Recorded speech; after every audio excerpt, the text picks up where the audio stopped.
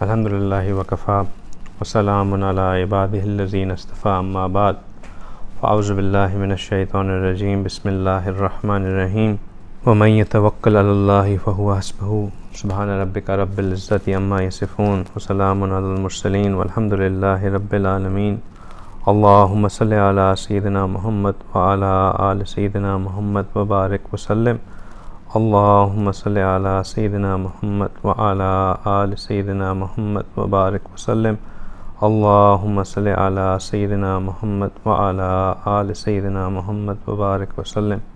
ہم کچھ عرصے سے ایک سیریز آف ٹاکس کر رہے تھے۔ رمضان سے پہلے ہماری ایک سیریز آف ٹاکس چل رہی تھیں جو کہ مقامات سلوک کے بارے میں تھی۔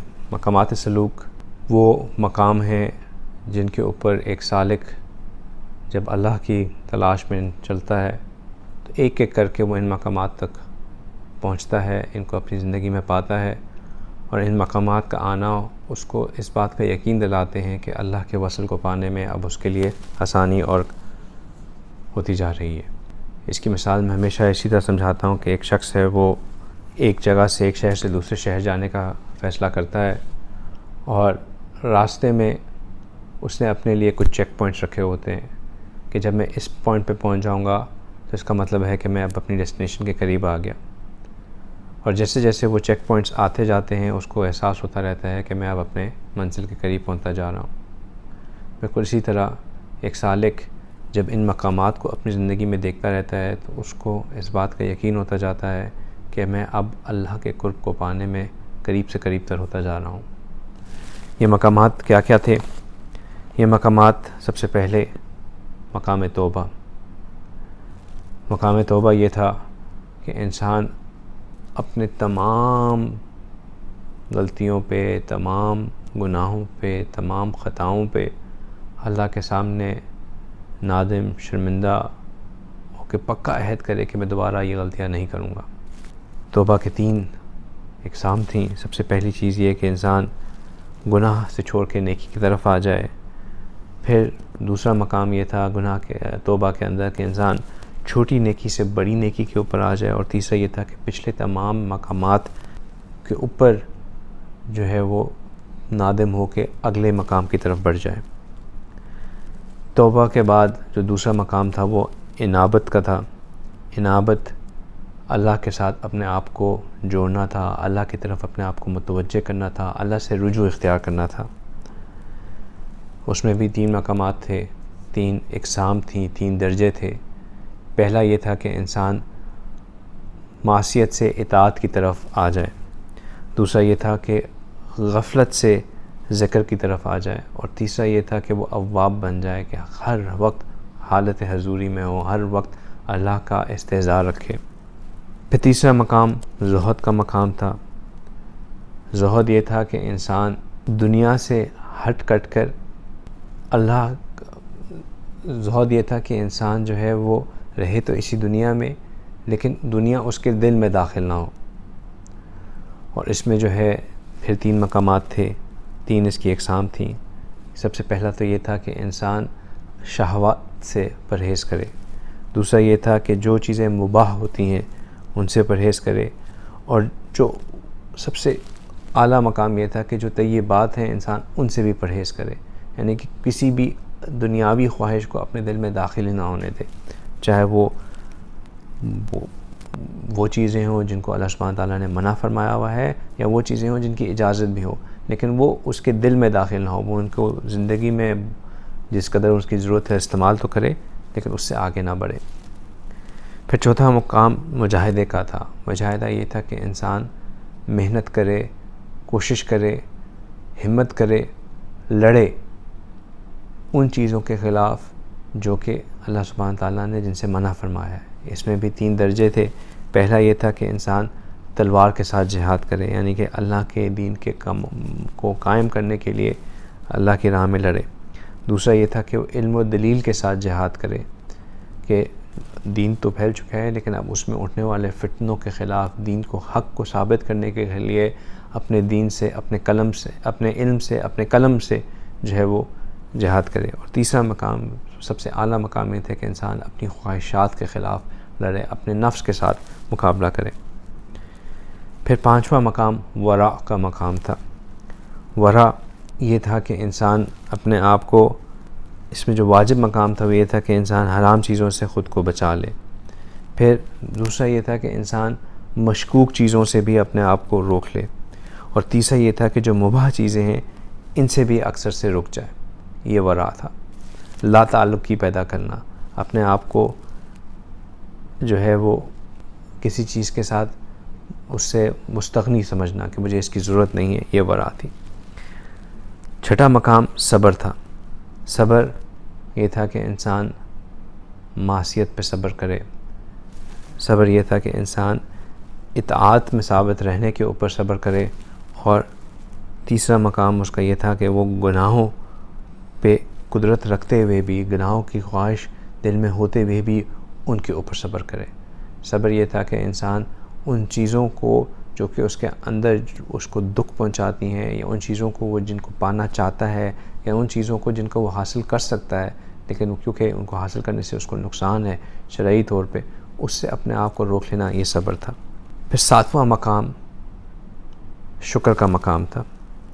شکر یہ تھا کہ انسان کو جس چیز کو اللہ نے دیا ہے اس کو اوپر اللہ کے ساتھ اظہار کرے شکر کا، اور جو چیزیں اللہ نے نہیں دی ہیں ان کے اوپر اظہار کرے صبر کا۔ اور شکر کے بھی 3 درجے تھے۔ سب سے پہلے یہ کہ دل میں نعمت کا اعتراف کرنا، پھر دوسرا یہ کہ زبان سے نعمت کا اظہار کرنا، اور پھر تیسرا اور سب سے اعلیٰ مقام یہ تھا کہ اللہ کی اطاعت پہ کامل ہو جانا۔ اب اس کے بعد 3 اور مقامات ہیں، توکل، پھر تفوید، اور سب سے آخری مقام رضا۔ تو یہ وہ 10 مقامات ہیں جن کو ایک سالک جن کے اوپر چلتا ہے۔ ہم نے بہت تفصیل سے تقریباً 1.5 گھنٹے کا ہم نے ہر سیشن کیا تھا، جس میں ہم نے یہ پیچھے کے 7 مقامات کو کیا۔ تو آپ بھی اگر ان بارے میں ابھی تک نہیں سنا تو پلیز جا کے اس سیریز کو کیچ اپ کریں۔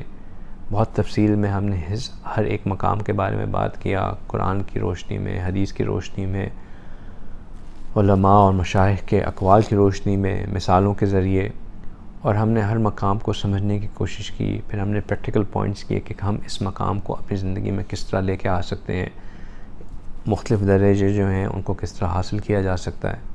ہر بندہ جو اس خواہش کو رکھتا ہے کہ میں نے اللہ کو اپنی زندگی میں لے کے آنا ہے، اللہ کے ساتھ اپنے قلب کو جوڑنا ہے، اس کے لیے ان مقامات کو پانا ضروری ہے، اس کے لیے ان مقامات کو اپنی زندگی میں لے کے آنا ضروری ہے۔ اگلا مقام توکل کا مقام ہے، اور توکل کا مقام جب ہم نے کرونا کی جب یہ وبا پھیلنا شروع ہوئی اور شروع میں لاک ڈاؤنز ہونا شروع ہوئے تو ہم نے اس کے بارے میں پہلے بھی ذکر کیا، لیکن کیونکہ وہ اس مقامات اس سلوک کے اس میں اس کانٹیکسٹ میں نہیں تھا تو بات تو ہم اس کے بارے میں پہلے کئی دفعہ کر چکے ہیں، لیکن مقامات سلوک کے پرسپیکٹیو سے آج ہم دوبارہ اس سبق کو دہرا لیں گے۔ توکل کے لیے انسان کو سمجھنا جو بات ضروری ہے وہ یہ ہے کہ یہ دنیا جو ہے یہ دارالاسباب ہے، یہ دنیا دارالاسباب ہے، اور اس میں تمام تر چیزیں جو ہیں سبب کے درجے میں ہوتی ہیں۔ ہر چیز اللہ سبحانہ تعالیٰ نے کسی نہ کسی چیز کے ذریعے لنک کی ہوئی ہے، کوئی چیز خود بخود آٹومیٹکلی نہیں ہو جاتی۔ اللہ تعالیٰ نے اس دنیا کو بنایا ہی اس طرح ہے کہ ہر چیز کسی نہ کسی چیز کے اوپر ڈیپینڈنٹ ہے، وہ چیز ہوتی ہے اور پھر اگلی چیز ہوتی ہے، تدریجاً درجہ بدرجہ چیزیں ہوتی ہیں۔ انسان کی پیدائش سے لے کے انسان کی تمام تر ضروریات کسی نہ کسی سبب کے ذریعے انسان کو ملتی ہیں۔ کچھ چیزیں اس کے بغیر بھی ہو جاتی ہیں کیونکہ اللہ سبحانہ تعالیٰ کی ہر چیز بنائی ہوئی ہے۔ اللہ سبحانہ تعالیٰ اس اصول کو توڑنا چاہیں تو ان کے لیے کوئی چیز مشکل نہیں ہے، لیکن اصول اللہ سبحانہ تعالیٰ نے یہی بنایا کہ ایک A leads to B and B leads to C۔ تو ایسا نہیں ہو سکتا کہ کوئی چیز ہو ہی نہ ہو اور ایک دم سے کہیں سے چیز آ جائے۔ معجزات اور کرامات کو ہٹا کے اصول یہی ہے کہ چیزیں تدریجاً ہوتی ہیں۔ اس کی مثال بالکل ایسی ہے کہ ہم یہ سمجھ لیں کہ ایک برتن ہے ہمارے پاس، پانی پینے کے لیے ایسا نہیں ہوگا کہ ہم کہیں گے کہ ہمیں جو ہے وہ ہماری پیاس بجھ جائے اور آٹومیٹکلی ہماری پیاس بجھ جائے گی. ہم نے پانی کو برتن میں ڈالنا ہوگا, ہاتھ بڑھا کے اس پانی برتن کو اپنے منہ تک لانا ہوگا. وہ جو بھی ہم نے اس کے اندر مشروب ڈالا ہے وہ ہمارے گلے سے اترے گی, باڈی رجسٹر کرے گی کہ کچھ نہ کچھ لیکوڈ اندر گیا ہے, اور اس کے بعد جو ہے وہ پیاس بجھے گی. لیکن جو چیز سمجھنے والی ہوتی ہے کہ کیونکہ یہ دنیا دارالاسباب ہے تو ہمارا کام ان اسباب کو اختیار کرنا ہے. ان اسباب کا نتیجہ کیا نکلے گا وہ اللہ سبحانہ تعالیٰ کی ذات کے اوپر ہے. ہم صرف اسباب کو اختیار کر سکتے ہیں, اس کے نتیجے کے اوپر ہمارا کوئی کنٹرول نہیں ہے. میں نے جو مثال دی کہ ہمارے حد تک یہ ہے کہ ہم پانی کو ڈالیں, پانی کو پئیں. اب اس پانی سے پیاس کا بجھنا اور نہ بجھنا وہ ہمارے کنٹرول میں نہیں ہے. ہم نے اسباب کو لے لیا, جو پاسبلٹی تھی اس کو اختیار کر لیا, اس کے رزلٹ کو اچیو کرنا یہ اب اللہ سبحانہ تعالیٰ کے ہاتھ میں ہے. اسی برتن کی مثال کو دوبارہ لیتے ہیں کہ برتن اگر ہمارے پاس ہو, اب اس برتن میں ہم پانی ڈال دیں یا دودھ ڈال دیں یا شہد والا پانی ڈال دیں یا کوئی کولڈ ڈرنک ڈال دیں یا چائے ڈال دیں, وہ ہمارے ہاتھ میں ہے. برتن جو ہے وہ اس کا کام چیز کو لینا ہے. اگر ہم بھی یہ دیکھیں کہ جو ہمارے پاس اسباب ہوتے ہیں ہم بھی ان کو صرف اختیار کر سکتے ہیں, اس کے اندر جو آؤٹ کم آتا ہے وہ اللہ سبحانہ تعالیٰ کے ہاتھ ہے. جس طرح ہمارے پاس اختیار تھا کہ ہم اس برتن میں ڈال کیا دیں, اسی طرح اللہ کے پاس اختیار ہوتا ہے کہ اس برتن سے جو ہم نے سبب اختیار کیا ہوتا ہے اس سے رزلٹ کیا آ جائے. اور یہ بات اگر بندے کو سمجھ میں آ جائے تو زندگی بہت آسان ہو جاتی ہے, بیکاز ہم چاہتے ہیں کہ جو ہم نے ایکشن لیا ہے اس کا رزلٹ بھی ہم ہی کنٹرول کریں.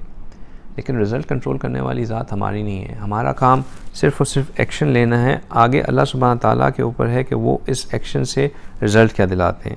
اگر اللہ چاہیں تو اس سے کوئی رزلٹ نہ آئے, اور اگر اللہ چاہیں تو اس سے جو ہے رزلٹ آ بھی جائے. یہ اللہ سبحانہ تعالیٰ نے اپنے ہاتھ میں رکھا ہوا ہے, یہ انسان کو اس کی طاقت نہیں دی ہے. ہم پریشان ہو جاتے ہیں, ڈپریس ہو جاتے ہیں, ایمان کھو بیٹھتے ہیں, کیونکہ ہم یہ سمجھتے ہیں کہ بھئی میں نے تو مینز اختیار کر لیے تھے, اب اس کا رزلٹ کیوں نہیں آ رہا, اب جو ہے وہ کام ایکشن ہو کیوں نہیں رہا. حالانکہ ہمارے پاس اس کے اوپر نہ تو کوئی کنٹرول تھا, نہ ہی ہم اس کو کرنے والے تھے. کرنے والی بھی ذات بھی اللہ کی تھی اور اس کا نتیجہ نکالنے والی ذات بھی اللہ کی تھی. اگر اللہ چاہتے گے تو وہ چیز ہو جائے گی, اگر اللہ چاہیں گے تو وہ چیز نہیں ہوگی. تو ہم بات کر رہے تھے توکل کے اوپر کہ ہمارا کام صرف جو ہے وہ اتنا ہے کہ ہم سبب کو اختیار کریں, کیونکہ اللہ سبحانہ تعالیٰ نے اس دنیا کو دارالاسباب بنایا ہے. چیز تبھی ہوگی اگر an action will lead to another action. کوئی چیز ایسا نہیں ہو سکتا کہ خود بخود ہو جائے. کن فیکون اس دنیا میں نہیں ہوا, عالم الامر میں جو ہے وہ تھا.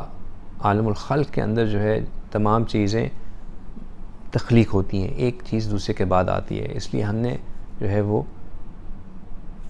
عمل کو اختیار کرنا ہے.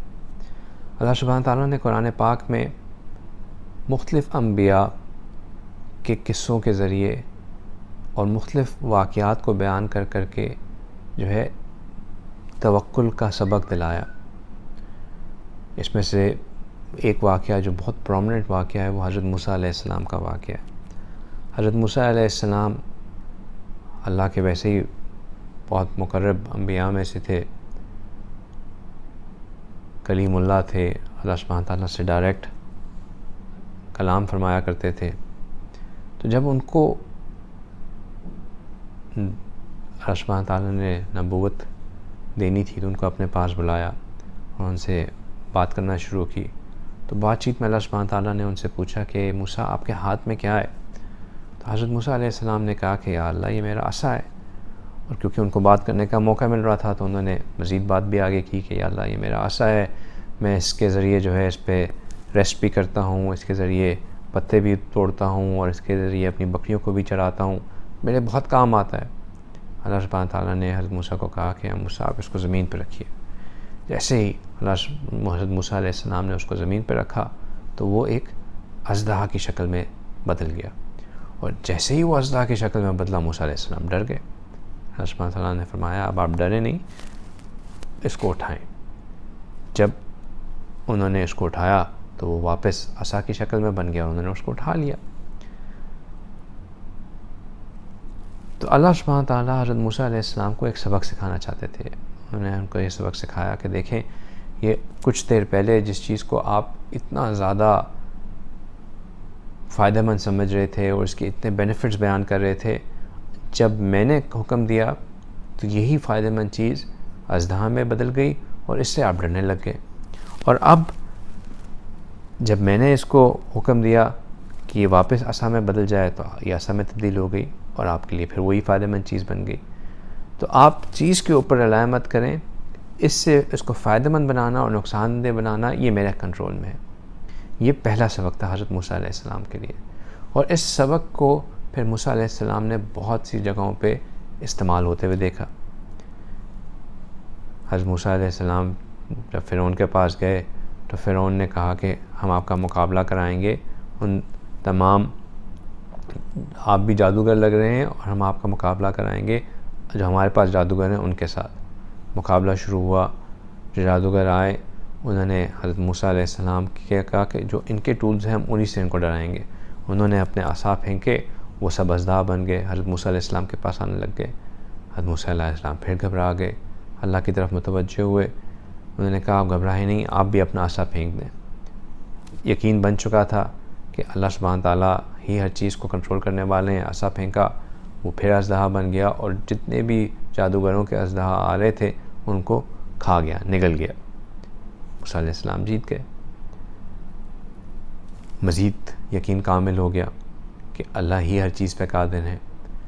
کچھ دنوں بعد دعوت دیتے رہے. جب فرعون بالکل ہی باغی ہو گیا تو فیصلہ کیا کہ ہمیں اس کو چھوڑ کے یہاں سے نکل جانا چاہیے. جب نکلنے لگے تو کچھ لوگوں نے فرعون کو کہا کہ یہ چھوٹی سی جماعت ہے، ان کو بھاگنے مت دیں، ان کو مار دیں. فرعون نے ان کا پیچھا کرنا شروع کیا. ایک مقام آیا جہاں ایک طرف جو ہے وہ سمندر اور دوسری طرف فرعون کی فوج.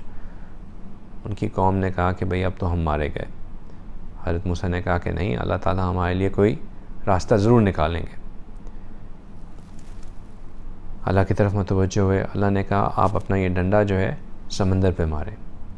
اب عقل اس وقت یہ کہتی کہ بھائی ایک طرف سے فوج آ رہی ہے، آپ کے ہاتھ میں ڈنڈا ہے، اس ڈنڈے کو مضبوطی سے پکڑیں، اس سے مقابلہ کریں. اللہ سبحانہ تعالیٰ کا حکم کہ نہیں، عقل کی بات مت سنیں، پانی کو ڈنڈے پہ ماریں. عقل کہے گی کہ ڈنڈا پانی پہ مارو گے، ہو سکتا ہے پانی اس کے زور پہ مارنے کی وجہ سے ڈنڈا ٹوٹ ہی جائے، واحد ویپن ہے وہ بھی ہاتھ سے جائے گا. اللہ کے اوپر یقین نے کہا کہ توکل نے کہا کہ نہیں، اللہ نے کہا ہے اس کو ایسا کریں، ایسا ہی کرنا چاہیے.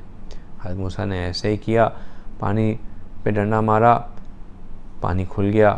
حضرت موسیٰ علیہ السلام کی قوم وہاں سے نکل گئی. فوجیوں نے دیکھا کہ پانی کھلا، سپلٹ ہوا ہے، ہم بھی اس کے پیچھے نکلتے ہیں. وہ پیچھے آئے، پانی واپس بند ہو گیا، واپس سمندر بن گیا اور سارے کے سارے فوجی مر گئے. آگے ایک اور وقفہ. پھر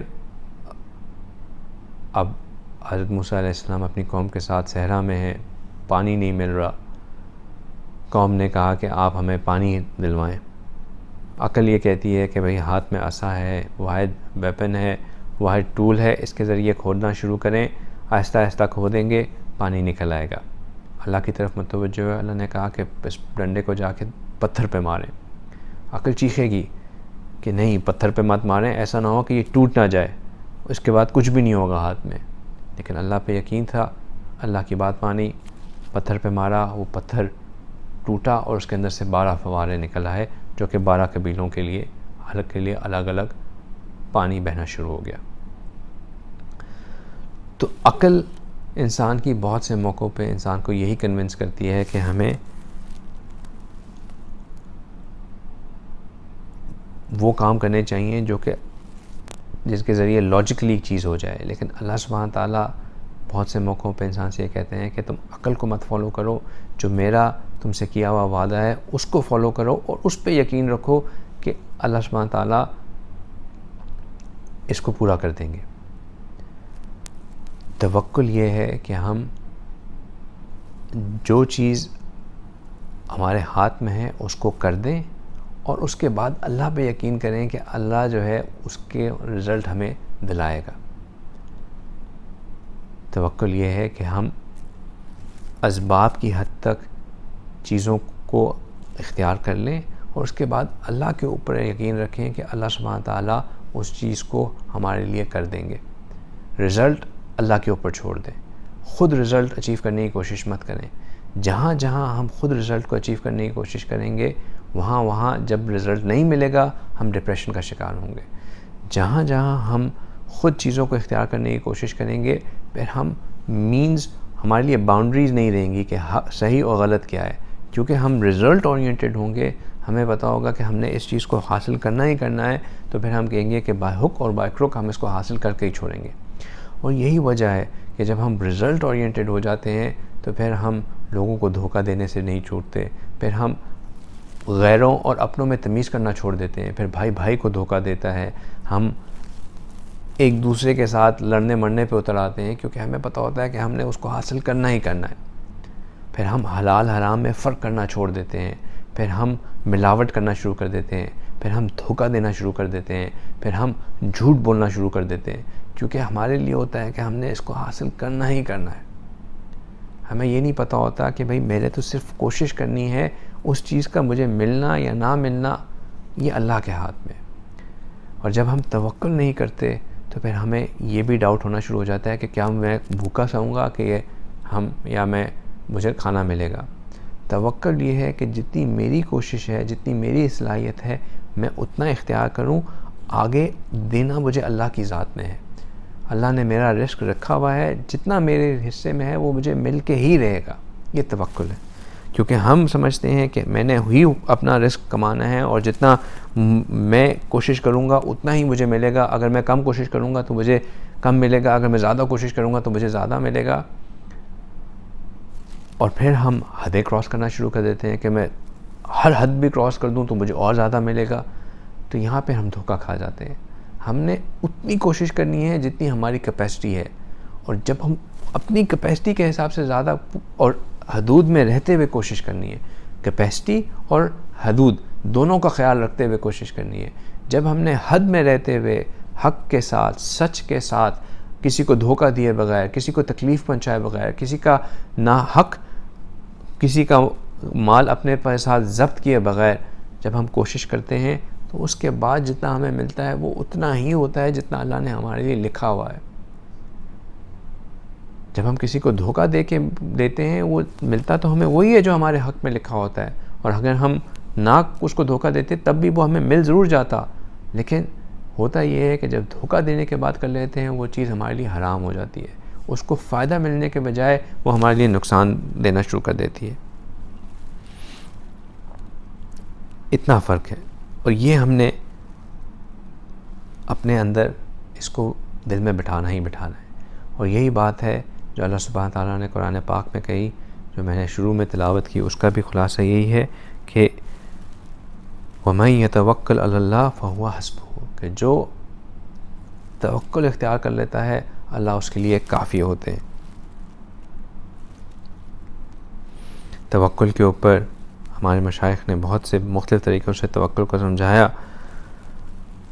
حضرت جنید بغدادی نے توکل کے بارے میں کہا کہ توکل یہ ہے کہ ہر طرف سے تم نظریں ہٹا لو اور اپنے پروردگار پر تم نظریں جما لو.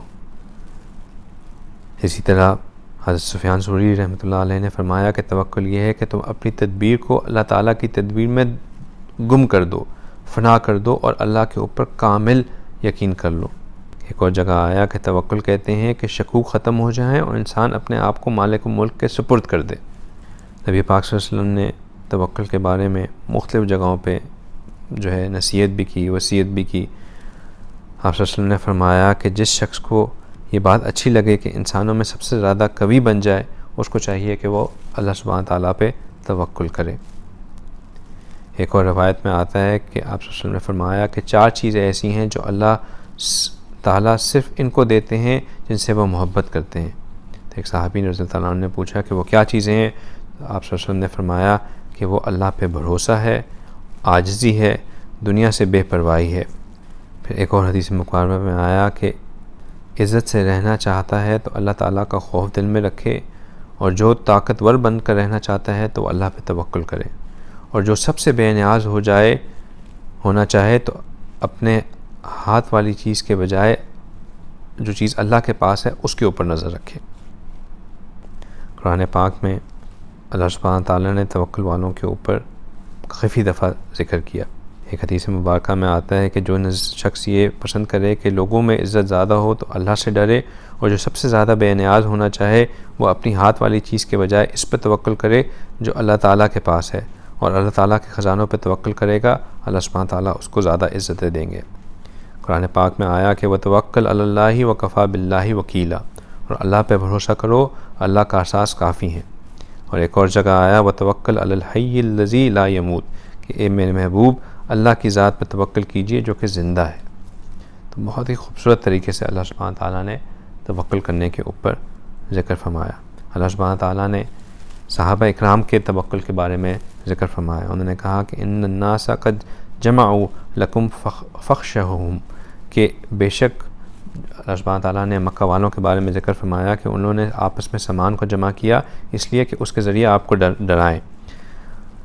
تو جب انہوں نے ایسا کیا تو اللہ سبحانہ تعالیٰ کہتے ہیں کہ فزادہم ایمانا وقالوا حسبنا اللہ ونعم الوکیل، کہ جب انہوں نے ایسا کیا تو اس کے کرنے سے، ان کے کفار کے ایسا کرنے سے، مال کو جمع کرنے سے، ان کو کہ اس کے جمع کرنے سے وہ ڈر جائیں، صحابہ اکرام کے ایمان میں زیادتی ہوئی، اور انہوں نے کہا کہ حسبنا اللہ ونعم الوکیل، کہ اللہ سبحانہ تعالیٰ ہمارے لیے کافی ہے۔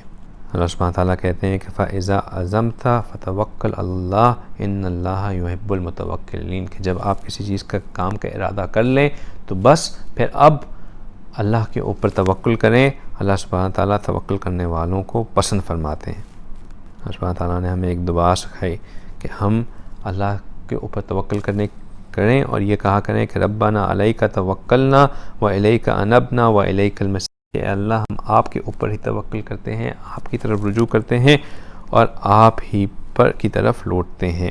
اللہ سبحانہ تعالیٰ نے ایمان والوں کی ایک خوبی بھی بیان فرمائی جس میں وہ توکل کا ذکر کرتے ہیں۔ اللہ سبحانہ تعالیٰ کہتے ہیں انما المؤمنین الذین اذا ذکر اللہ وجلت قلوبہم واذا تلیت علیہم آیاتہ زادت ایمانا وعلی ربہم یتوکلون، کہ بے شک مومنین وہ ہیں جن کے سامنے اللہ کا ذکر کیا جاتا ہے تو ان کے دل مچل اٹھتے ہیں، اور جب ان کے سامنے آیات تلاوت کی جاتی ہیں تو ان کے ایمان میں اضافہ ہوتا ہے اور وہ اپنے پروردگار کے اوپر بھروسہ کرتے ہیں۔ حضرت ابراہیم علیہ السلام کو جب ان کی قوم نے فیصلہ کیا کہ ان کو جلانا ہے تو انہوں نے ایک ایسی آگ بھڑکائی جو کہ کئی ماہ تک بھڑکائی گئی، اور وہ آگ اتنی تیز تھی کہ آسمانوں تک اس کے انگارے اٹھتے تھے اور دور تک اس آگ کے پاس جانا مشکل تھا۔ تو لوگوں کو یہ بھی سمجھ نہیں آ رہا تھا کہ حضرت ابراہیم علیہ السلام کو اس آگ میں ڈالیں کیسے، تو انہوں نے یہ سوچا کہ ہم ایک کیٹاپلٹ بنائیں گے جس کے ذریعے حضرت ابراہیم علیہ السلام کو اس میں بٹھایا جائے گا اور آپ کو اس آگ میں پھینکا جائے گا۔ جب اس طریقے سے وہ آپ کو اس آگ میں پھینک رہے تھے تو حضرت جبرائیل علیہ السلام نے اللہ سبحانہ تعالیٰ سے کہا کہ مجھے آپ نے اس کام پہ فائز کیا ہے کہ میں آپ کے انبیاء کی مدد کروں، تو کیا میں جا کے ابراہیم علیہ السلام سے پوچھوں کہ ان کو کوئی مدد چاہیے؟ اللہ سبحانہ تعالیٰ نے کہا جائیں پوچھیں۔ حضرت جبرائیل علیہ السلام حضرت ابراہیم علیہ السلام کے پاس آئے، انہوں نے کہا کہ آپ کو کسی کا مدد کی ضرورت ہے؟ تو حضرت ابراہیم علیہ السلام نے پوچھا کہ کیا اللہ جانتے ہیں کہ میں کس حال میں ہوں؟ تو جبرائیل علیہ السلام نے کہا جی اللہ سبحانہ تعالیٰ بخوبی اس چیز سے واقف ہیں۔ تو جب انہوں نے یہ سنا تو انہوں نے کہا کہ بس میرے لیے اللہ ہی کافی ہے، جب اللہ جانتے ہیں کہ میں کس حال میں ہوں اور اللہ دیکھ رہے ہیں کہ میں کس حال میں ہوں تو مجھے کوئی پریشانی نہیں ہے، جو فیصلہ اللہ کریں گے وہی میرے لیے بہترین فیصلہ ہوگا۔ جب اللہ سبحانہ تعالیٰ نے ابراہیم علیہ السلام کا یہ جواب سنا تو وہ بہت خوش ہوئے اور انہوں نے ڈائریکٹلی جو ہے وہ آگ سے خطاب کیا اللہ سبحانہ تعالیٰ نے اس کو قرآن میں کوٹ کیا. انہوں نے کہا کلنا، کہ ہم نے ڈائریکٹ خطاب کیا آگ سے، اور ہم نے کہا کہ کلنا یا نارو، کہ ہم نے آگ کو خطاب کر کے کہا کہ اے آگ کونی برداً و سلاماً علی ابراہیم، کہ اے آگ تم ٹھنڈی بھی ہو جاؤ اور سلامتی والی بھی ہو جاؤ ابراہیم علیہ السلام کے لیے. مفسرین کہتے ہیں کہ اللہ سبحانہ تعالیٰ نے یہ جو برداً و سلاماً کا جو حکم دیا اس میں بہت حکمت تھی، کیونکہ اگر وہ صرف بردن کا حکم دیتے تو آگ جو ہے وہ بہت ٹھنڈی ہو جاتی، برف ہو جاتی، اور ابراہیم علیہ السلام کے لیے اس میں جم جانا ممکن ہوتا. لیکن اس نے ان کو کہا کہ برداً و سلاماً، یہ بالکل ایسے ہی ہے کہ جیسے ہم اے سی تو آن کرتے ہیں لیکن اے سی کو ہم ٹیمپریچر سیٹ کر دیتے ہیں کہ اس سے زیادہ ٹیمپریچر کو کم نہ کرے، کیونکہ پھر بہت ٹھنڈ لگنا شروع ہو جاتی ہے. وہ ٹیمپریچر ہو جس میں ہم کمفرٹیبلی رہ سکیں. تو اتنی کو انہوں نے ابراہیم علیہ السلام کے لیے اس کو ٹھنڈا کر دیا. کیوں؟ کیونکہ ابراہیم علیہ السلام اللہ پہ توکل کرنے والے تھے، اور یہی وجہ ہے کہ اللہ سبحانہ تعالیٰ کہتے تھے کہ وہ ابراہیم الذی وفا، کہ وفا کا لفظ، کہ ابراہیم علیہ السلام بہت ہی وفادار تھے. اللہ سبحانہ تعالیٰ بہت قدر کرتے تھے ابراہیم علیہ السلام کی، کیونکہ ابراہیم علیہ السلام اللہ سبحانہ تعالیٰ پہ بہت زیادہ توکل فرمایا کرتے تھے. اسی طرح آپ صلی اللہ علیہ وسلم بھی جو ہے وہ اللہ سبحانہ تعالیٰ کے اوپر کامل یقین رکھتے تھے. ایک دفعہ آپ صلی اللہ علیہ وسلم آرام فرما رہے تھے، کوئی صحابی آپ کے ساتھ نہیں تھے، تو ایک کافر آیا اور اس نے آپ صلی اللہ علیہ وسلم کو دیکھا کہ اکیلے لیٹے ہوئے ہیں، تلوار بھی اتاری ہوئی ہے، تو اس نے آپ صلی اللہ علیہ وسلم کی تلوار پکڑی اور آپ صلی اللہ علیہ وسلم کے اوپر کھڑے ہو کے کہا کہ اے محمد اب آپ کو مجھ سے کون بچائے گا. تو آپ صلی اللہ علیہ وسلم نے ایک دم سے بغیر کچھ سوچے، بغیر کچھ وداؤٹ کیسے کہتے ہیں نا کہ اینی سیکنڈ تھاؤٹ، انہوں نے فوراً کہہ دیا کہ اللہ. جیسے ہی انہوں نے یہ لفظ اللہ کا، اس کافر کے اوپر ایک کپ کپ کی تاری ہو گئی اور اس کے ہاتھ سے تلوار گر گئی، اور آپ صلی اللہ علیہ وسلم نے اس تلوار کو اٹھا لیا اور آپ نے کہا کہ اب بتاؤ کہ تمہیں مجھ سے کون بچائے گا. تو وہ کافر جو ہے وہ مشرک فوراً جو ہے آپ صلی اللہ علیہ وسلم کے سامنے گر گیا اور کہنے لگا کہ آپ بہت کریم ہیں، مجھے معاف کر دیجئے، معاف کر دیجئے. تو آپ صلی اللہ علیہ وسلم نے اس کو معاف کر دیا. لیکن کامل یقین جو تھا آپ صلی اللہ علیہ وسلم کا بھی اللہ سبحانہ تعالیٰ کے اوپر ہی تھا، اور یہی کامل یقین جو تھا، کامل توکل جو تھا، وہ امہات المومنین میں تھا. ایک دفعہ حضرت زینب نے حضرت عائشہ رضی اللہ عنہ سے پوچھا کہ ما قلتی ہینا رقبتیہا، کہ جب آپ اس سواری پہ چلتی ہیں تو آپ کیا پڑھتی ہیں؟ تو انہوں نے کہا کہ قالت قلت حسبی اللہ و نعم الوکیل، کہ حضرت عائشہ نے کہا کہ میں پڑھتی ہوں کہ اللہ میرے لیے کافی ہے اور وہ بہت ہی اچھا کارساز ہے. تو حضرت زینب نے فرمایا کہ یہ جو آپ پڑھتی ہیں یہ تو واقعی مومنین والی بات ہے. حضرت صحابہ اکرام کیونکہ آپ صلی اللہ علیہ وسلم کے تربیت یافتہ تھے، وہ بھی اللہ پہ کامل یقین رکھتے تھے. ایک کتابوں میں قصہ لکھا ہے کہ حضرت عثمان رضی اللہ تعالیٰ عنہ کے دور خلافت میں وہ اپنے ایک صحابی بھائی حضرت عبداللہ رضی اللہ تعالیٰ عنہ کے پاس گئے اور دیکھا کہ وہ کافی بیمار بھی ہیں اور ان کی حالات بھی کافی کمزور ہیں، یعنی کہ غربت بھی بہت زیادہ ہے. تو حضرت عثمان نے چاہا کہ ان کو کچھ ہدیہ دے دیں، تو حضرت عبداللہ رضی اللہ تعالیٰ عنہ نے ہدیہ لینے سے انکار کر دیا. حالانکہ ہدیہ لینا تو اچھی بات ہے، ایک دوسرے کو ہدیہ دینا ایک اچھی بات ہے، لیکن انہوں نے اس سے انکار کر دیا. جب انکار کر دیا تو انہوں نے پوچھا کہ آپ کیوں انکار کر رہے ہیں؟ میں تو چاہتا ہوں کہ آپ ہدیہ لے لیں، اللہ تعالیٰ آپ کو صحت زندگی دیں، لیکن اگر آپ کو کچھ ہو جاتا ہے تو آپ کی 4 بیٹیاں ہیں، کم از کم یہ ہدیہ ان کے پاس پیچھے ہوگا، مال ہوگا، ان کے لیے کفالت ہوتی رہے گی. تو انہوں نے کہا کہ دیکھیں میرے بھائی بہت شکریہ، لیکن میں نے رسول اللہ صلی اللہ علیہ وسلم سے سنا ہے کہ جو شخص مغرب کے بعد سورہ واقعہ پڑھتا ہے اللہ تبارک تعالیٰ کبھی اس کو فاقہ اس کے اوپر نہیں آنے دیتے. میں نے اپنی 4 بیٹیوں کو سورہ واقعہ سکھائی ہے، وہ چاروں کی چاروں سورہ واقعہ پڑھتی ہیں، مجھے اللہ کی ذات سے یقین ہے کہ کبھی ان کے اوپر فاقہ نہیں آئے گا. جزاک اللہ خیر، آپ ان کی مدد نہ کریں. تو اللہ کے اوپر توکل رکھنا جو ہے وہ انسان کے اندر تقویٰ کو بھی پیدا کرتا ہے، اور کیونکہ حقیقت تقویٰ ہی ہے، ہر چیز کا مقصد تقویٰ ہی ہوتا ہے. اور تقویٰ یہ ہے کہ ہم ہر اس چیز سے رک جائیں جس سے اللہ سبحانہ تعالیٰ نے ہمیں منع کیا، اور ہر چیز اس چیز کو اختیار کر لیں جس کا اللہ سبحانہ تعالیٰ نے ہمیں حکم دیا. جب انسان توکل اللہ کے اوپر رکھتا ہے تو پھر وہ آؤٹ آف باؤنڈز نہیں جانے کی کوشش کرتا، وہ مینز کے اندر رہنے کی کوشش کرتا ہے. وہ ہر اس مین کو تو اختیار کرتا ہے جس کو اللہ سبحانہ تعالیٰ نے جائز دیا قرار دیا ہوا ہے، لیکن ہر اس چیز سے رک جاتا ہے جس کو اللہ سبحانہ تعالیٰ نے کرنے سے روکا ہوا ہے. وہ اپنی باؤنڈریز کے ودن رہتا ہے، وہ آؤٹ آف باؤنڈ نہیں جاتا، کوئی غیر شرعی کام نہیں کرتا، کسی کو دھوکہ نہیں دیتا، کسی کو نقصان نہیں پہنچاتا. اسباب کے 3 قسمیں ہوتی ہیں. سب سے پہلی قسم اسباب قطعیہ ہوتے ہیں.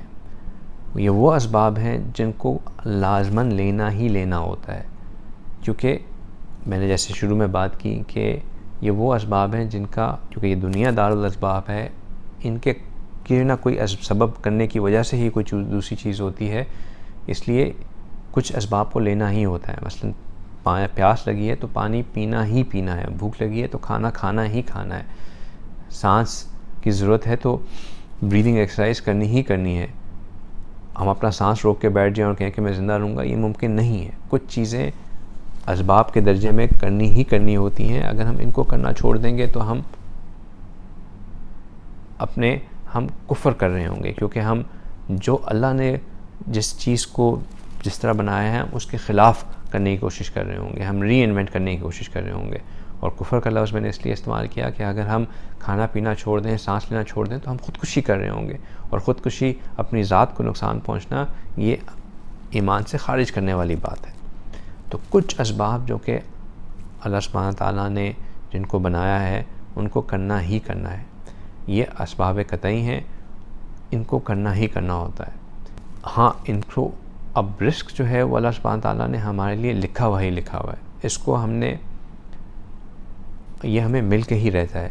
اس کو حاصل کرنے کے لیے ایک حد تک کوشش کرنی ہے. وہ حد کیا ہے؟ شرعی حدود ہیں. وہاں تک ہم کوشش کریں گے، ان کو رہتے ہوئے جتنا ہمیں ملے گا اس پہ ہم شکر کریں گے، جو نہیں مل سکے گا اس پہ ہم صبر کریں گے. ایک بڑا ہی مزیدار لطیفہ ہے، وہ کچھ اس طرح ہے کہ لطیفہ تو نہیں ہے، ایک فنی واقعہ ہے کہ ایک بندہ ہے، اس نے اسی طرح مولوی صاحب کو کہتے ہوئے سنا کہ جو انسان کے لیے اللہ تعالیٰ نے رزق لکھا ہے وہ اس کو مل کے ہی رہتا ہے، اور چاہے وہ کچھ بھی کر لے اللہ سبحانہ تعالیٰ اس کا رزق اس کو پہنچا کے ہی چھوڑتے ہیں. اس بچے نے، نوجوان لڑکا تھا، اس نے یہ سنا کہ اس نے کہا کہ ایسا نہیں ہو سکتا، اگر میں چاہوں تو مجھے کوئی نہیں کھلا سکتا. وہ گھر گیا، اس نے اپنی والدہ کو کہا کہ میں نے اب کچھ نہیں کھانا. اور والدہ بچے سے پیار کرتی تھیں، اس نے کہا کہ نہیں بیٹا کھا لو، سمجھاتی نہیں. اب ایک دن گزر گیا، بچہ کچھ کھا ہی نہیں رہا. اگلے دن صبح ناشتے کا وقت آیا، والدہ نے پھر اس کے لیے بڑا اچھا سا ناشتہ بنایا، اس کو پراٹھا بنا کے دیا، سالن بنا کے دیا، انڈے بنا کے دیا کہ بیٹے تمہارا کھانا تیار ہے، آؤ کھا لو. اس نے کہا میں نے نہیں کھانا، مجھے رزق نہیں کھانا، کوئی نہیں مجھے رزق پہنچا سکتا، میں نے رزق لینا ہی نہیں ہے. خیر جب والدہ نے بہت انسسٹ کیا تو وہ گھر سے چلا گیا. والدہ تھی، اس کو پتہ تھا کہ یہ زیادہ سے زیادہ ساتھ پیچھے جو ویران ایریا ہے، جنگل ہے، اس پہ چلا گیا ہوگا. والدہ ڈھونڈتے ڈھونڈتے وہاں گئی، اس کو کہا کہ دیکھ بچے تو نے پورا دن ہو گیا کچھ نہیں کھایا، کمزور پڑ جائے گا، بیمار ہو جائے گا، تمہیں نقصان ہوگا، یہ کھا لو. اس نے کہا کہ میں نے تو کھانا ہی نہیں. والدہ بھی پریشان کہ اب میں کیا کروں، یہ تو کچھ کھا ہی نہیں رہا. خیر انہوں نے کہا کہ دیکھو بیٹا یہ تمہارے لیے میں چھوڑ کے جا رہی ہوں، کچھ دیر بعد تمہیں بھوک لگے تو کھا لینا. اب والدہ چلی گئی، کھانا ساتھ پڑا ہوا ہے.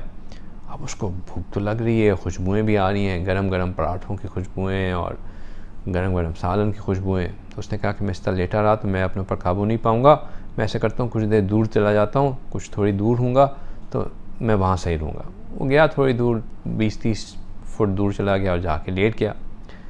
بھوک بھی لگی بھی تھی، خیر سو گیا. اتنی دیر میں اس جنگل سے کچھ چوروں کا گزر ہوا. ان چوروں نے دیکھا کہ یار کھانا پڑا ہوا ہے، اتنی زبردست خوشبوئیں آ رہی ہیں، تو لگتا ہے کہ اللہ نے ہمارا کھانا ہمیں پہنچا دیا، کس کو کھا لیتے ہیں. ان کا جو سردار تھا اس نے کہا کہ نہیں، یہ ہمارے لیے کسی نے ٹریپ رکھا ہے، کوئی اس طرح کھانا جنگل میں چھوڑ کے نہیں جاتا، تازہ کھانا ہے. مجھے لگتا ہے کہ گاؤں کے لوگ ہمیں زہر دینا چاہتے ہیں، اس لیے انہوں نے ہمارے لیے کھانا رکھ دیا ہے کہ ہم اس کو کھائیں اور مر جائیں.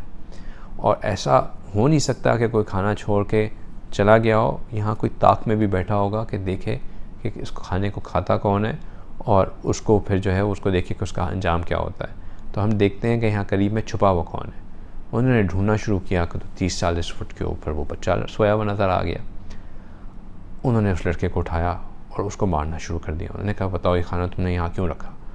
اس نے ایک بڑا کہا کہ نہیں دیکھو یہ کھانا جو ہے میں نے نہیں رکھا، میری والدہ میرے لیے چھوڑ گئی ہیں، میں کھانا نہیں چاہتا. انہوں نے کہا نہیں، یہ تم ہمیں کھا کے دکھاؤ کہ جو تم نے زہر اس میں ہمارے لیے ڈالا ہے اب تم خود اس زہر کو کھاؤ. اس نے کہا کہ میں نے نہیں کھانا، اس نے تو وعدہ کیا ہوا تھا نہیں کھانا. اب جب اس نے کھانے سے انکار کیا تو انہوں نے اس کو مارنا شروع کر دیا، 1 جوتی 2 جوتی 3 جوتیاں، اب جوتیوں پہ جوتیاں پڑ رہی ہیں۔ اب اس نے کہا کہ اچھا میں کھا لیتا ہوں، تو اس نے کھانا کھا لیا۔ اب اس نے جب کھانا کھا لیا، دیکھ لیا کہ جی کھانے میں کوئی نہیں ہے، تو پھر باقی چوروں نے کھا لیا۔ اب وہ بچہ جو ہے وہ اسی طرح جوتے کھائے ہوئے، چوٹیں لگی ہوئی گھر آ گیا، اور اب بےتابی سے انتظار کرنے لگا کہ اگلا جمعہ آئے تو میں جا کے ذرا قاری صاحب سے بات کروں، مولوی صاحب سے بات کروں۔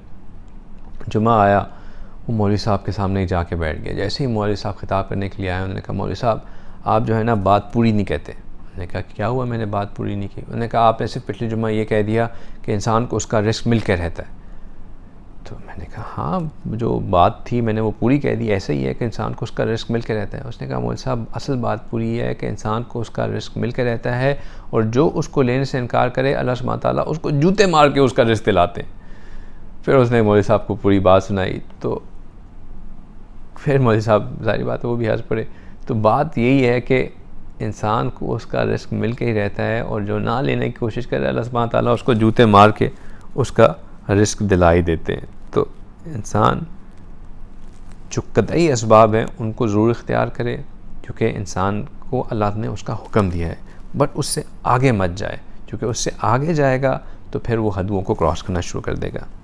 پھر جو دوسری قسم ہے، پہلی قسم ہو گئی اسباب قطعیہ، پھر دوسری قسم جو ہے وہ ہے اسباب ظنیہ، کہ انسان کسی چیز کے بارے میں ظن رکھے، گمان کرے کہ میں اس کو لوں گا تو یہ چیز صحیح ہو جائے گی، اس کو لوں گا تو یہ چیز کرنے سے ایسا ہو جائے گا، پھر اس میں کوئی fixed hard and fast rule نہ ہو۔ مثال کے طور پہ ہمیں سر میں درد ہوتی ہے تو ہم ایک پین کلر لے لیتے ہیں۔ اب ضروری پین کلر کو تو نہیں پتہ ہوتا کہ باڈی میں صرف سر میں ہی درد ہو رہی ہے، وہ تو ہر پوری باڈی کے اوپر جا کے افیکٹ کرتی ہے۔ سر کا درد ہوتا ہے تو وہ بھی ٹھیک کر دیتی ہے، لیکن یہ کوئی ہارڈ اینڈ فاسٹ رول نہیں ہے۔ بعض اوقات پین کلر لینے سے بھی سر کا درد صحیح نہیں ہوتا۔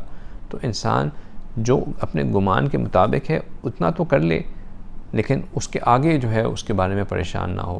اب یہ کرونا پھیلا ہوا ہے، اب ہم اس کو پتہ ہے کہ جی ماسک پہننا ہے، ہاتھوں کو صاف رکھنا ہے، سوشل ڈسٹینسنگ کرنی ہے، یہ ایک گمان ہے، یہ کوئی hard and fast establish rule نہیں ہے کہ اس طرح کرنے سے جو ہے وہ کسی کو بیماری نہیں ہوگی۔ ہاں کیونکہ اسباب ہیں، گمان ہے، تو ہم اتنا کر ضرور لیں۔ پھر کچھ چیزیں ہوتی ہیں وہ وہمی اسباب ہوتے ہیں۔ وہمی اسباب ہوتے ہیں کہ انسان یہ سمجھے کہ جی وہ جی اس طرح یہ ہو گیا تھا، میرے سامنے سے بلی گزر گئی تھی، میں ایک سیڑھی کے نیچے سے گزر گیا تھا، اس وجہ سے میرا یہ کام رک گیا، یا فلاں شخص نے میرے اوپر کوئی جادو کر دیا اس لیے میرا کام رک گیا۔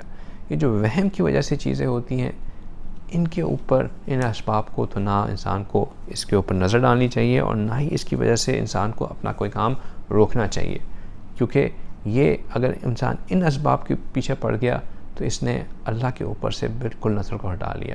صرف اللہ کی ذات ہے جو کسی چیز کو کر سکتی ہے، کوئی سپرسٹیشن یا کسی کے اوپر یا کسی کا جادو کر دینا کوئی چیز کو روک نہیں سکتا۔ اللہ چاہتے ہیں تو چیز رک سکتی ہے، اللہ چاہتے ہیں تو چیز نہیں رک سکتی۔ اگر کوئی جادو کر بھی دے تو وہ اللہ کی اجازت سے ہمارے اوپر جادو ہوتا ہے۔ پہلی چیز یہ کریں کہ ہم اپنے اوپر نظر ڈالیں کہ کیا ہم نے اللہ کو تو نہیں ناراض کیا ہوا جس کی وجہ سے اللہ تعالیٰ نے ہمارے لیے نقصان پہنچنے کے اسباب کو آسان کر دیا۔ اگر ہم نے اللہ سے اپنا تعلق کو صحیح رکھا ہوگا تو پھر کوئی چیز ہمیں نقصان پہنچا نہیں سکے گی۔ بہت سے لوگ ایسے ہوتے ہیں جو کہ کہتے ہیں کہ بس میرے لیے اللہ پہ توکل ہی کافی ہے۔ یہ بھی غلط ہے۔ اللہ پہ توکل اسباب لینے کے بعد ہے، اور یہ چیز ہمیں رسول اللہ نے بھی سکھائی۔ ایک دفعہ ایک صحابی آئے، انہوں نے اپنے اونٹ کو کھلا چھوڑا اور مسجد میں داخل ہو گئے۔ آپ صلی اللہ علیہ وسلم نے پوچھا کہ آپ نے اپنے اونٹ کا کیا کیا؟ تو انہوں نے کہا ان کے لیے، میرے اونٹ کے لیے اللہ ہی کافی ہے۔ تو آپ صلی اللہ علیہ وسلم نے فرمایا نہیں، پہلے جا کے اپنے اونٹ کو باندھیں پھر اللہ کے اوپر توکل کریں۔ تو اونٹ کو جا کے باندھنا اور پھر اللہ پہ توکل کرنا، یہ ہمارے اہم جو ہے دین کا حصہ ہے۔ ہم نے پہلے اپنا کام کرنا ہے اور پھر اللہ سے مانگنا ہے۔ اور آپ صلی اللہ علیہ وسلم نے بہت سی دعائیں سکھائیں کہ جس سے بندہ اللہ سے مانگے کہ یا اللہ میں نے اپنا جو بس میرے بس میں تھا وہ میں نے کر لیا، اب آپ اس کو آگے اس کو کامل کر دیجئے۔ ایک اور چیز جو ہم جس وجہ سے گھبرا جاتے ہیں وہ یہ ہوتا ہے کہ ہم کیونکہ اسباب پہ نظر رکھی ہوتی ہے تو ہم لوگوں پہ خرچ کرنا چھوڑ دیتے ہیں۔ ہماری لاجک ہمیں یہ کہتی ہے کہ ہم کاؤنٹ کریں ہمارے بینک میں 1 2 3 چیزیں ہوں گی. اگر ہم 1 2 3 میں سے 1 دے دیں گے تو 1 اور 2 بچ جائے گا اور مجھے 1 اور 2 اپنے لیے سیو کرنا ہے. اللہ سبحانہ تعالیٰ کہتے ہیں نہیں، یہ بالکل وہی چیز ہے جیسے حضرت موسیٰ علیہ السلام کی جو واقعہ ہم نے پہلے شروع میں بیان کیا کہ چیز لاجکلی تو نظر آ رہی تھی کہ حضرت موسیٰ علیہ السلام کو اپنے عصا کو اپنے ہاتھ میں رکھ کے سانپ کو بھی اس سے مارنا چاہیے تھا جو جادوگروں کے سانپ آ رہے تھے، فرعون کی آرمی کو بھی اس سے فائٹ کرنا چاہیے تھا اور پانی کو بھی اسی سے کھود کے نکالنا چاہیے تھا. لیکن ہر جگہ پہ اللہ سبحانہ تعالیٰ نے اگینسٹ لاجک ان کو کہا کہ آپ یوں کریں تو دیکھ آپ کی مدد آئے گی. اور جب انہوں نے اگینسٹ لاجک کام کیا اللہ سبحانہ تعالیٰ کی مدد آئی. اسی طرح اللہ سبحانہ تعالیٰ انسان کی لاجک یہ کہتی ہے کہ تم مال کو جمع کرو، مال کو جمع کرو گے تو تمہارے جو ہے وہ تم بچو گے، مشکل وقت میں تمہارے کام آئے گا. اللہ سبحانہ تعالیٰ کہتے ہیں کہ نہیں، تم مال کو خرچ کرو، جتنا خرچ کرو گے اللہ سبحانہ تعالیٰ تمہیں اتنا دیں گے. یہ بندہ سب تبھی کر سکتا ہے جب انسان اللہ کی اوپر توکل کرے کہ میرے اللہ نے مجھ سے یہ کہا ہے کہ اس طرح کروں تو اب میں اس طرح کروں گا تو وہ ہوگا. اور یہی وجہ ہے کہ اللہ سبحانہ تعالیٰ کہتے ہیں کہ جو گھر میں سب سے کمزور ہوتا ہے اس کی وجہ سے اللہ سبحانہ تعالیٰ رزق میں اضافہ کرتے ہیں. جو گھر میں والدین ہوتے ہیں جو بچوں کے اوپر ڈیپینڈنٹ ہوتے ہیں یا چھوٹے بچے ہوتے ہیں جو اپنے ماں باپ کے اوپر ڈیپینڈنٹ ہوتے ہیں، اللہ سبحانہ تعالیٰ ان کی وجہ سے بندے کو رزق عطا فرماتے ہیں، ان کی وجہ سے بندے کو اس کے رزق میں اضافہ کرتے ہیں کیونکہ اللہ سبحانہ تعالیٰ نے ان تک رزق کو پہنچانا ہوتا ہے اور بندہ چینل بن جاتا ہے ان کمزوروں تک رزق پہنچانے کے. اسی طرح ہمارے رشتہ داروں میں جو مشکل میں پڑے ہوتے ہیں یا ہمارے ارد گرد ہمارے پڑوس میں جو مفلسی کا شکار ہو چکے ہوتے ہیں یا ہمارے محلوں میں جو غریب ہوتے ہیں، ان کا رزق اللہ سبحانہ تعالیٰ ہمیں پہنچا رہے ہوتے ہیں تاکہ ہم چینل بنیں ان تک ان کا رزق پہنچانے کے لیے. اگر ہم اس رزق کو سمیٹنا شروع کر دیں گے تو وہ رزق ہمارے لیے وبال بن جائے گا، اور جب ہم اس کو دیتے رہیں گے، چینل کو کھلا رکھیں گے تو اللہ سبحانہ تعالیٰ ہمیں مزید دیتے رہیں گے. یہی وجہ ہے کہ اپنے گھر والوں کو، ہماری جو بیوی ہوتی ہے، ہمارے جو بچے ہوتے ہیں، ان پہ رزق خرچ کرنا اللہ کو بہت پسند ہے. اللہ سبحانہ تعالیٰ کہتے ہیں ان کو صدقے میں سے سب سے افضل صدقہ یہ ہے کہ بندہ اپنی بیوی اور اپنے بچوں کے اوپر خرچ کرے، ان کی خواہشات کو پورا کرے. ہاں اسراف بھی مت کرے لیکن ان کی ضروریات کو تو ضرور پورا کرے، ان کو کمی نہ محسوس ہونے دیں، ان کو تنگی نہ محسوس ہونے دیں.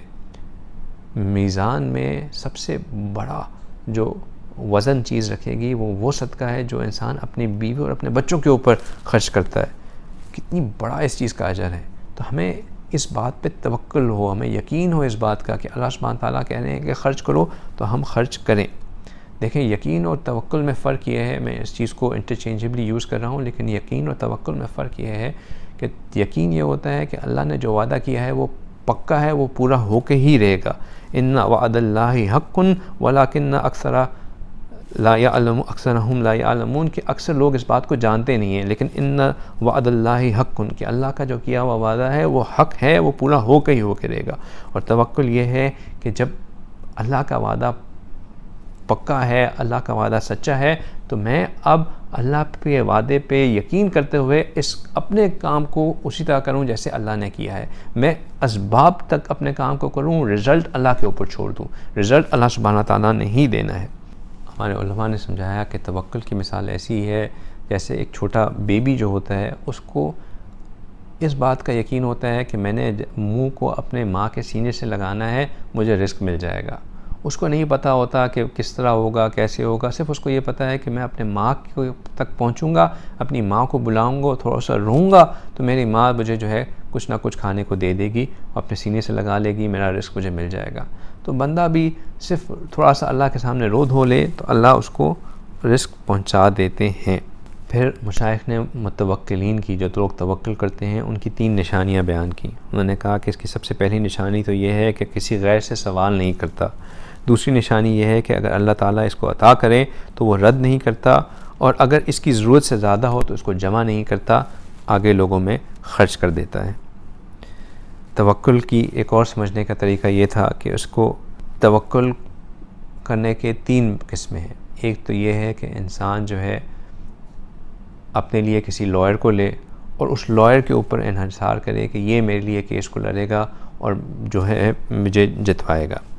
یا پھر توکل یہ ہے، اس سے اول یہ ہے جیسے کہ ایک بندہ اپنی ماں کو اوپر یقین رکھتا ہے کہ میں اپنی ماما کے پاس جاؤں گا تو میری ماما میری مشکلوں کو جو ہے وہ ضرور حل کر دیں گی. اپنی امی کے اوپر انسان کو، ہر بندے کو بڑا یقین ہوتا ہے، اور امی ایک بہت بڑا سہارا ہوتی ہیں۔